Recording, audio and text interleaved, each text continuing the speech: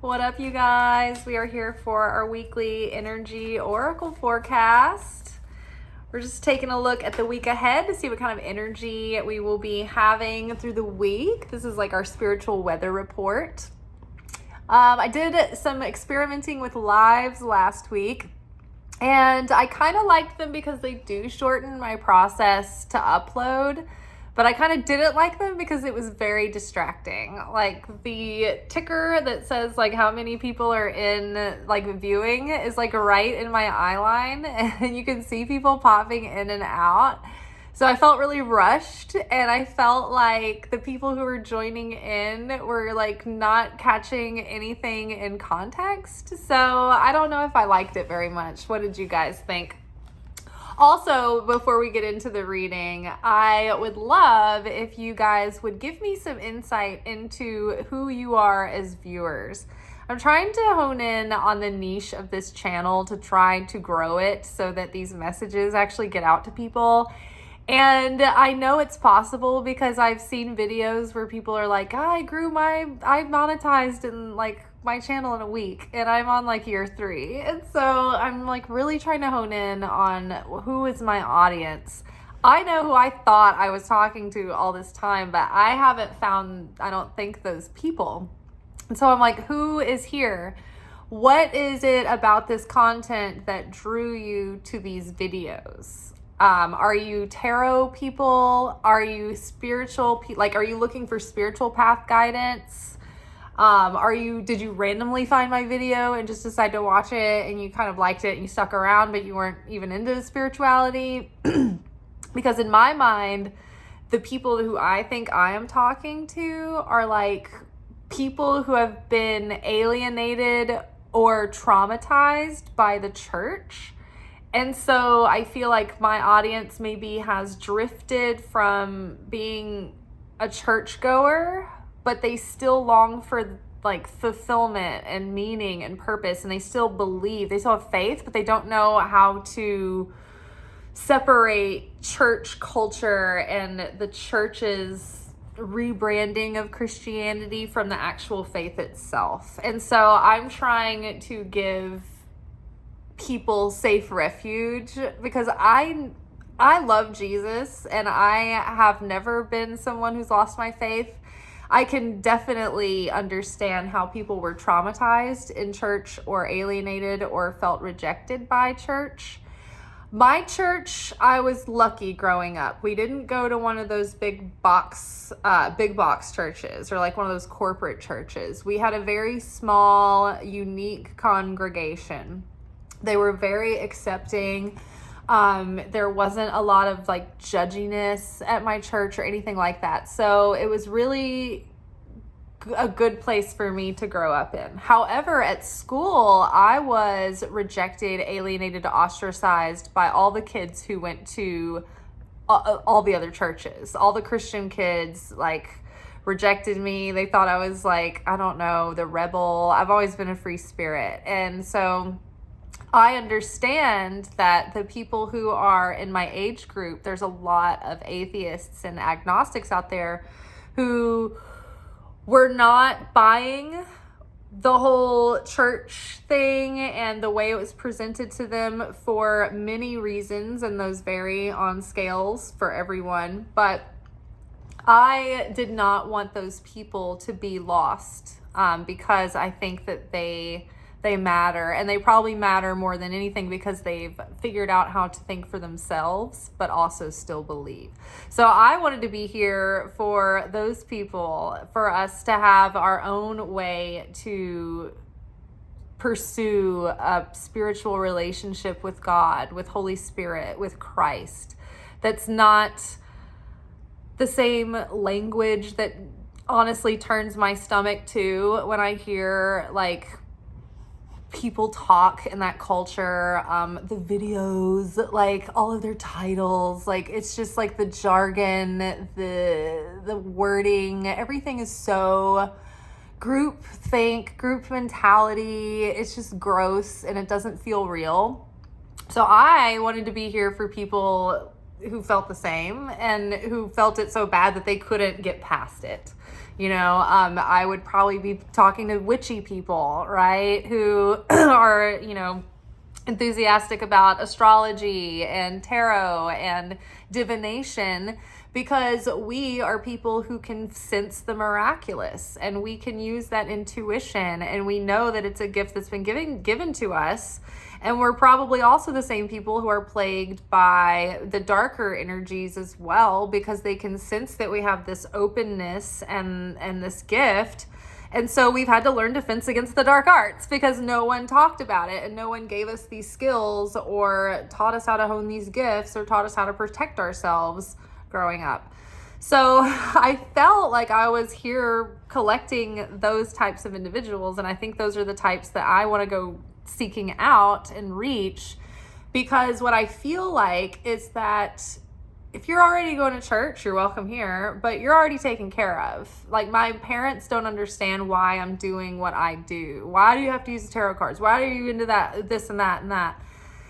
And to me, it's like, okay, well, if you want someone that talks and sounds like you, then you have plenty to choose from.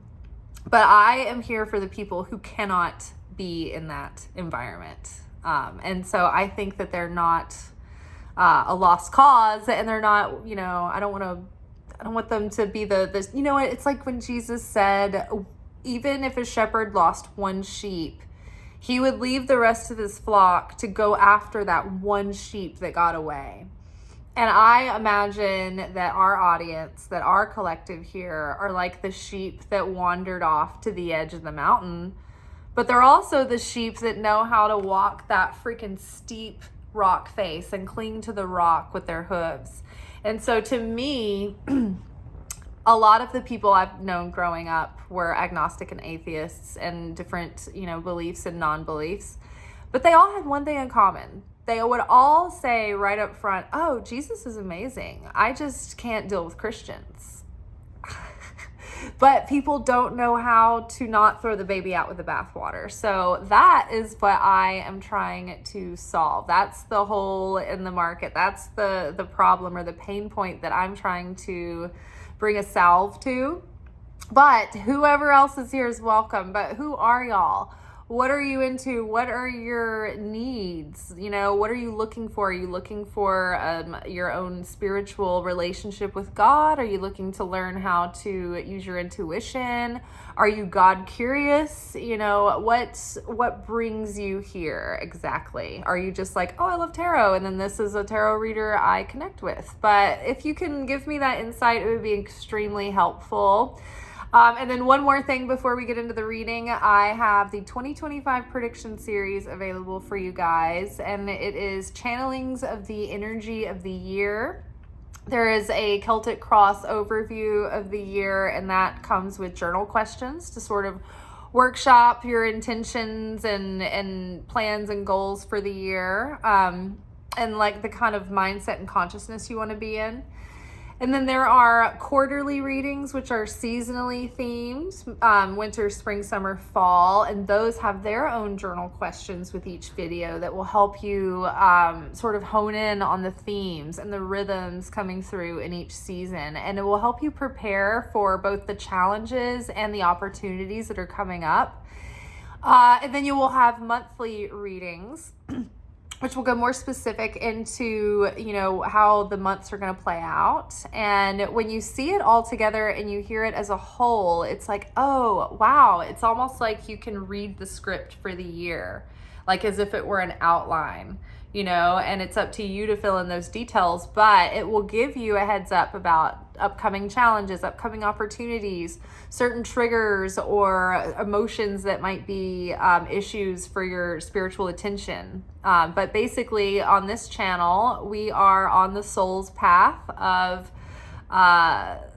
awakening and enlightenment, and we are doing what we can to shed our ego and transcend those lower parts of ourselves and balance and correct and heal and awaken our soul. And so I think that this tool is really helpful because every week our kind of like approach to tarot is, what are our spiritual lessons? First of all, on Sundays we're like, okay, what's the energy going to be like this week? What is the spiritual energy in the air? And then Mondays or like the next reading, whenever you guys see it, is honing in on, okay, if we're getting word from headquarters, what are our spiritual assignments for the week? What is our soul leading us to focus on within ourselves? And then we have our manifestation reading on Tuesdays that I do, but you guys might see it Wednesday. But then the middle of the week on Wednesday is when I do the alchemy message, where we unpack how we're approaching the work, how we're approaching those soul assignments for the week. And then Thursday is the romance reading. And then Friday is our weekend reflection message, where we sort of like go deeper into everything that we've been working on through the week. And we sort of like start to see how we are integrating that and embodying that transformation, and making that part of our, part of ourself going forward. So sorry, this weekend at work has been insane. It was whenever you're seeing this, I have just survived Valentine's Day weekend, and on Valentine's Day we had 800 reservations, and I think we ended up feeding about 750 people at the end, with only a few cancellations. And then the next night was almost just as crazy. It was like 650. And then tonight it was pretty wild for a Sunday and kind of late. So I'm like depleted for sure. All right. So let's get into the reading. First card out is Embrace. And whenever I get this card, it's like letting me know whatever happens through the week, just embrace it, accept it, go with the flow. Don't be caught up in the current, but like you can't fight what's happening at the moment.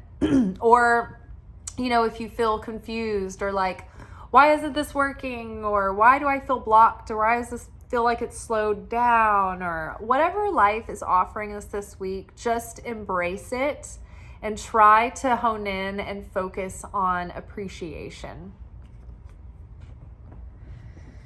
Like, for instance, in Kabbalah 1 that they give at the Kabbalah Center, one of the first lessons that you learn in Class 1, Kabbalah 1, is the principle of pause, what a pleasure.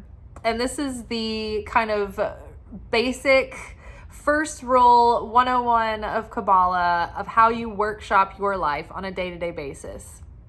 It is under the assumption that everything that happens to us is like we're in this hologram or simulation, and we're really like souls, right, that have on this like virtual reality flesh suit kind of thing. And we are in this incarnation, this life, to complete our soul contracts and to bring the governing forces within our souls into balance, and to overcome our darkness and to transmute that darkness into light and make ourselves more like God, more like the Creator, more like the Christ, who is the physical human example of what it would be like if the Creator was a person, essentially.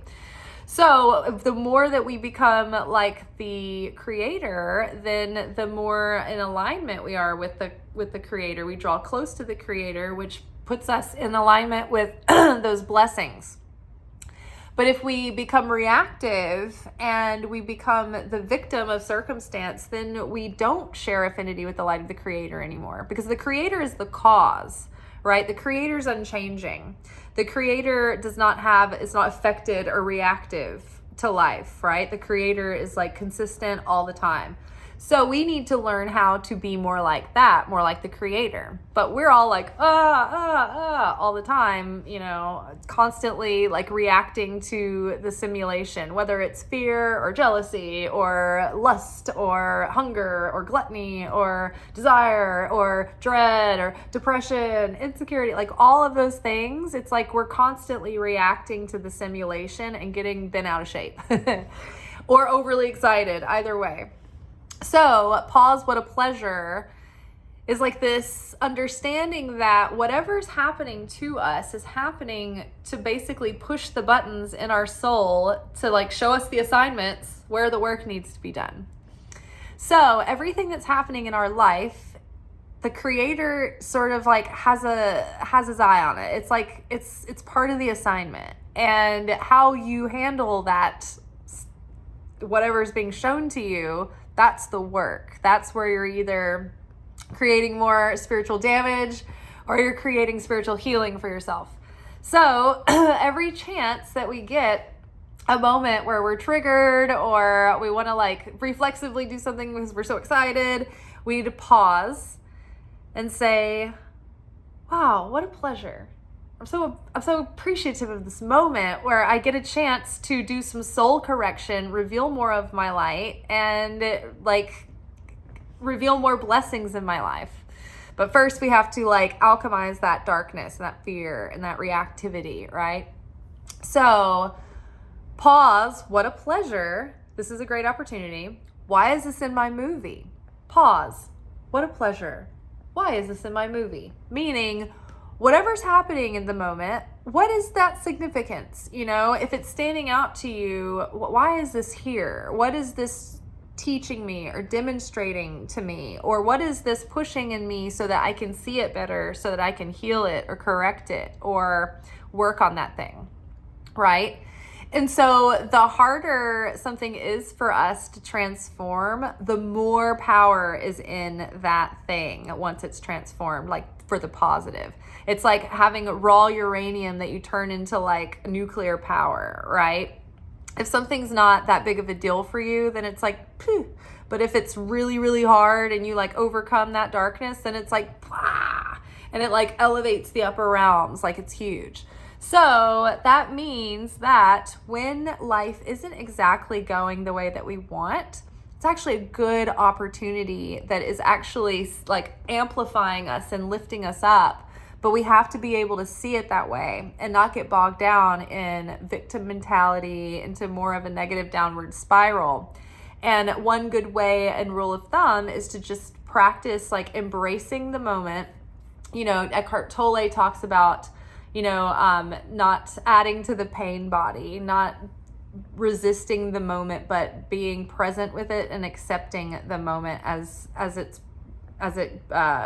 you find it. Because not that you don't want change to happen, but there's like either do the change or accept that some things you can't change, and just for starters, stop fighting reality, right? Acceptance, radical acceptance isn't saying, oh, I agree with this and it's okay. It's just saying, okay, I acknowledge that this is happening right now and this is what has to be dealt with. This is the cards that were dealt. This is what we're dealing with.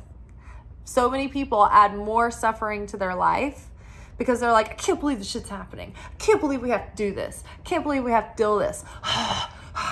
And they're fighting the fact that it's happening instead of just getting to the point where they're like, okay, I accept that this is happening. Now let's find a solution. Now let's deal with it.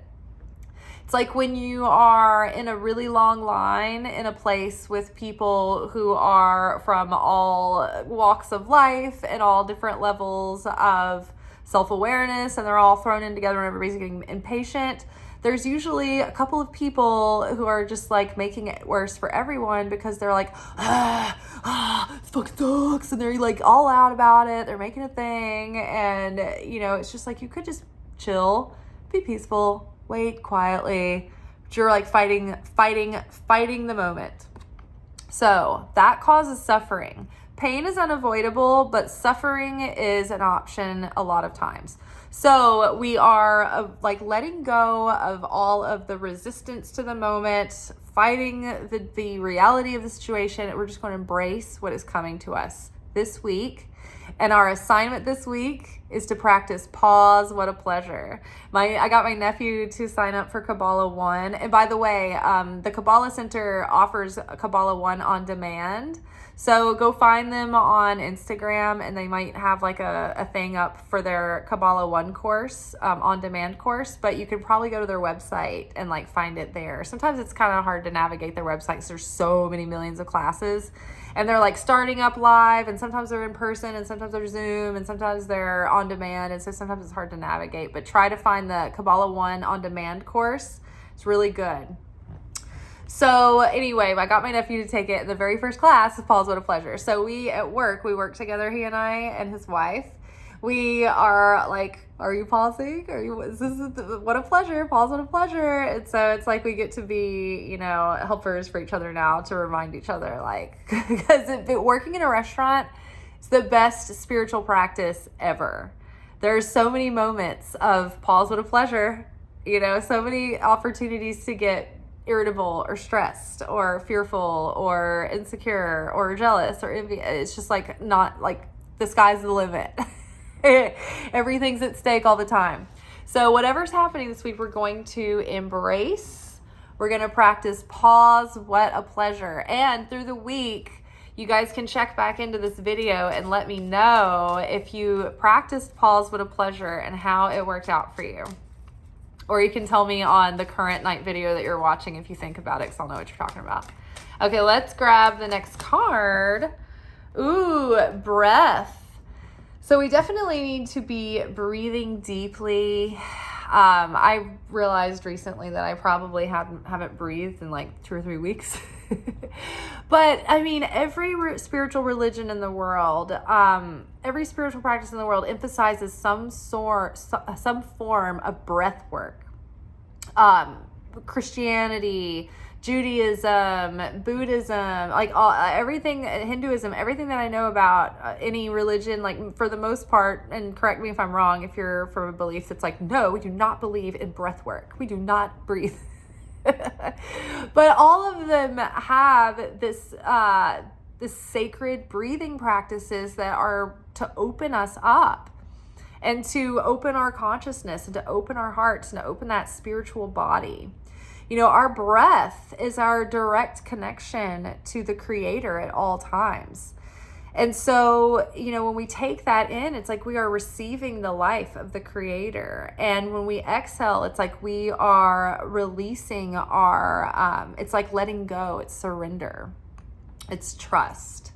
So breathing, I need to do this myself. I need to sit and do breathing exercises. I need to do my DIs and to be magnetic. To be magnetic is the other. I do Kabbalah classes and I do to be magnetic work. I need to be more consistent with both of them. But to be magnetic is also like a spiritual practice, but it's even more universal than Kabbalah. It's a neural science based practice. There's a lot of like psychology and self-help involved, workshops, and these special meditations that get you into parasympathetic state where you can rewrite your nervous system and use your neuroplasticity, rewrite your subconscious. And then after doing all of this, it's like you're doing the spiritual work and the transformation that opens up all that energy that then becomes like magnetism, and you start manifesting things in your life. So there is a link to the To Be Magnetic website below, and it comes with a 15% discount if you use my affiliate link, if you ever want to sign up for that. But I love it. With the discount, I think it comes to like $20 a month or something, but you have full access to all of their resources and tools, more than you can ever use, honestly. But I never regret paying it, even if I fall off the work and I'm not doing it, it's still worth it. But yeah, with that particular membership, you do have to commit to the full year. You can't like back out, but you can pay up front or you can do monthly.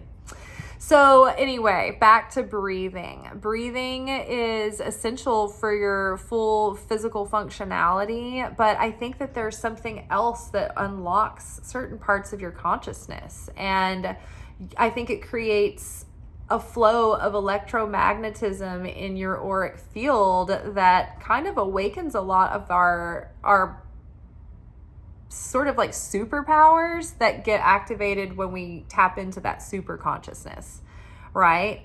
So, I mean, think about like, how much more psychic you are when you're meditating, and how you're flooded with visions and ideas and insights.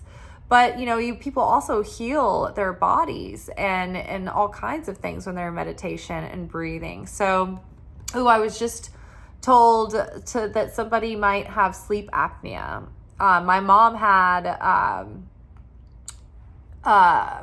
blood pressure issues for many years, and they couldn't figure out why. They couldn't figure out what was causing it, because nothing seemed physiologically wrong with her.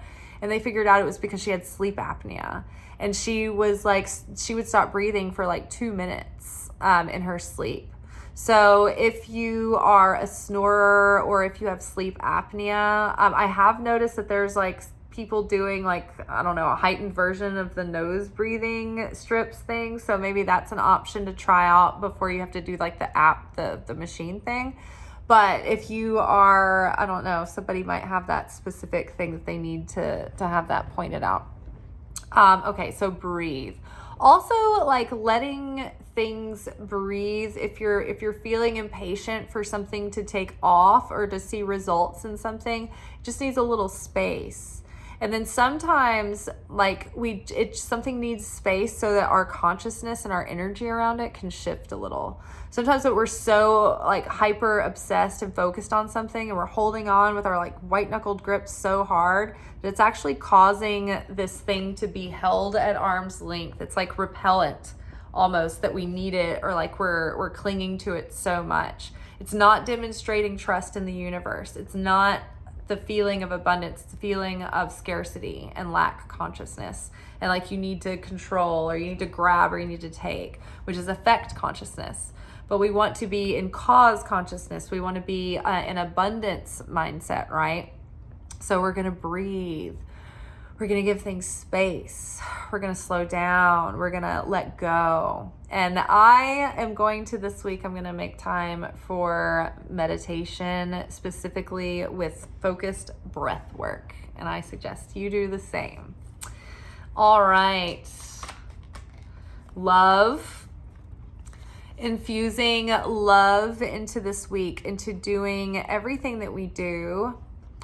Whatever we put our hands to, we need to first pause. In addition to pause, what a pleasure, we need to pause, take a breath, and ask ourselves, what is the quality of my consciousness in this moment? Am I frantic? Am I irritable? Am I angry? Am I jealous? Do I have fear of missing out? Am I avoidant right now? Am I clinging? Like, what is my consciousness? Am I in creativity mode? Am I in love? Am I in sharing? Right? Am I in gratitude and appreciation? Am I in awe of the beauty and wonder around me? Like, what is the state of consciousness that you're in before you take an action? Because that consciousness is going to be the seed level of the fruits of your works. So if you are in a, let's just for simplicity's sake call it a negative state of consciousness when you take an action, even if you're not acting in any kind of way, or you don't have any kind of tone or any kind of like sass in your typing or whatever wording you choose, something happens where your consciousness it bleeds into the seed that you're planting. So it flavors the soup, so to speak. It becomes the flavor profile. And so if you do something while you're in this negative state of consciousness, then that thing that you're doing is going to have some chaos in it. And it's going to cause some sort of like, it's just going to go off topsy-turvy a little bit, or it's going to have potential to. So that's why it's important to get into a state of a loving mindset, a loving consciousness, a consciousness that is thinking of not just the self alone, but others as well, the highest good of all, wanting to receive not for the self alone, but for the sake of sharing. Even down to your spiritual work, it's not just about doing the work on ourselves so we're less miserable and so we can heal our pain and so that we can be as happy as we can be in life. Yes, those are good things too. But when you awaken to a certain degree, you start understanding that it's not just about you, but you want to change who you are so you're not adding any more darkness into the world, so that you're not doing those cringe moments that you're like, oh, I wish I'd never said that. Oh, why did I say that thing? Oh, if I would have just kept my mouth shut. So we want to be adding more love to the world. And at some point we're like, wow, I want to make myself a better person so that I'm not hurting other people, or so that I'm not creating destruction, so that I am awakened enough and aware enough that my ignorance isn't causing destruction around me, right?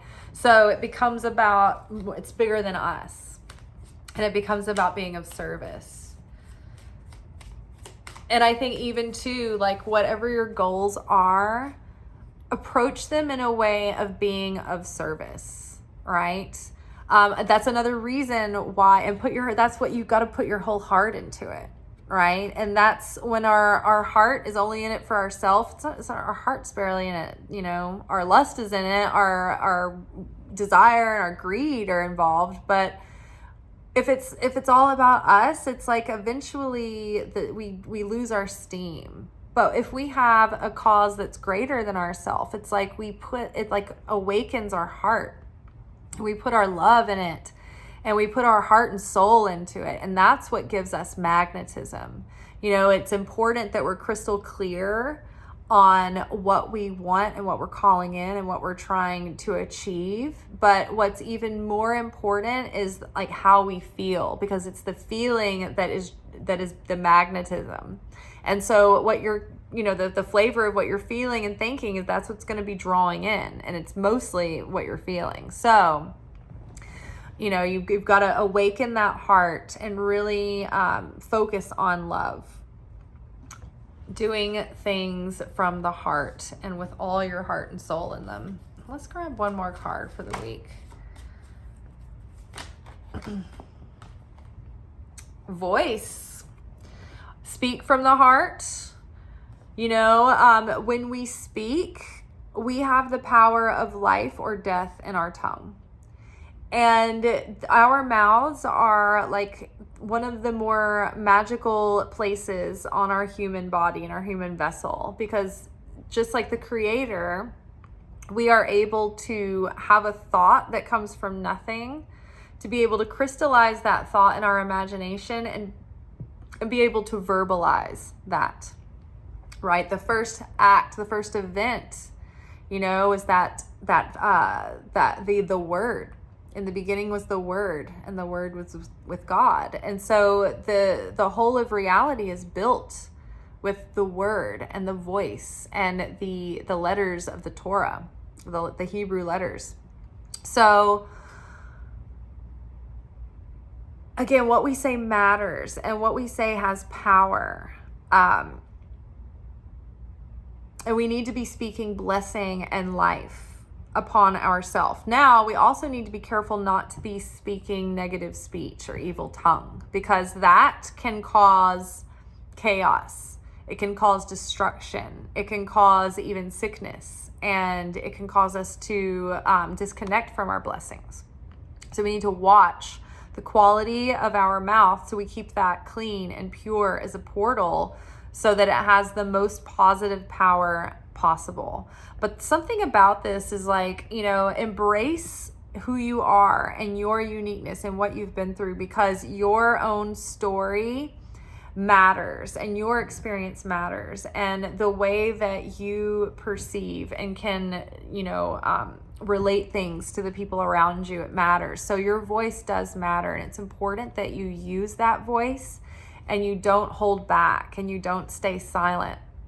You know, we need all the light workers on earth at this point in time to be using their voice and putting their hearts out into the world to spread that light and that love, because we need it more than ever. You know, the cosmos are like kind of maintaining this very tight balance between being, you know, weighed down by evil and good at any given time, you know, and it's our own individual transformation and our own acts that add to the weight of that scale, either on the light or the dark. You know, Kabbalah teaches that our words create angels. And so our negative words can create negative angels against us, but our positive words can create positive angels that help us. So think about that when you're speaking. It is so hard sometimes. Like I said, I work at a restaurant, so there's plenty of opportunity to get like your panties in a twist. And I do often. And I even catch myself, and sometimes I'm even like, don't you start saying anything. Don't you say anything. And sometimes I just can't help it. I'm like, I'm gonna say something. I'm gonna spew. And immediately I regret it because I'm like, what did that just cost me? What did that just cost me? So remember, our voice is important, and the healing our hearts and our souls are important because we need to bring more light into the world. And so every bit of negativity that we break down and we change within us, that's an act of eternity. And that tips that scale on the side of good. And that is what it takes to actually save the world. We can't just go out and save the world. It's too big to take on as like the whole. But when we change ourselves individually, that adds to the scale. And then when we start going out into the world and we're able to overcome the temptation to get saucy with somebody or to be jealous or to take a retaliative action, and we restrict that nature and we decide to choose differently, then that adds light, and that adds light, and that adds light. And then the collective, when people start doing that, that adds up over time. Think about the way that we throw away our garbage and that fills up landfills. Think about your positive actions also accumulating like that over time. But also think about your negative actions accumulating like that over time. So what does your land look like? You know, if you've got your garbage on one side and your good acts clean up the garbage, you know, what are you looking at there? What does that landscape look like? Think about it. All right, y'all, I hope this serves you well. Please leave me comments letting me know more about who you are and what you are looking for from this channel. What is it about this channel that you relate to? I'm trying to get clear on maybe some keyword usage and things that I can use within my descriptions and titles and channel that will draw the right people who want to see this material. You guys, I'm really open to your suggestions, and I want to know who is out there. All right, ciao.